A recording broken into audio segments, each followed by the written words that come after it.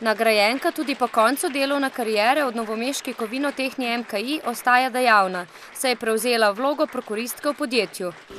Menim, da sem to priznanje si zaslužila v prvi vrsti zato, ker delujem v širšem okolju, tako na lokalni ravni kot na državni ravni na svojem področju. Čeprav delo Jurekićeve ni bilo izključno vezano na kadrovsko področje, je bilo vse njeno delovanje usmerjeno v dobro ljudi, delavcev, v njihovo zaposljivost in ohranjanje delovnih mest, je zapisala komisija.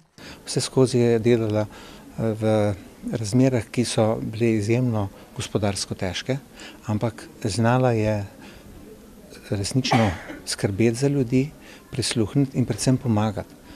Rdeča nit dneva, ki ga prirejajo v sekciji za ravnanje s človeškimi viri, je bila razmislek o starejših zaposlenih, prenosu njihovega znanja na mlajše kolege, zdravju zaposlenih in projektu Poza.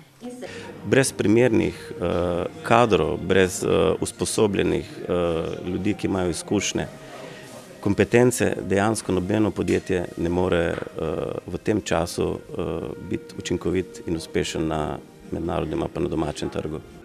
V sklopu današnjega dne so predstavili tudi novo izdan priročnik dobrih praks z naslovom Absentizem, preprečevanje, obvladovanje in zmanjševanje, s čimer so projekt Pozo tudi uradno končali.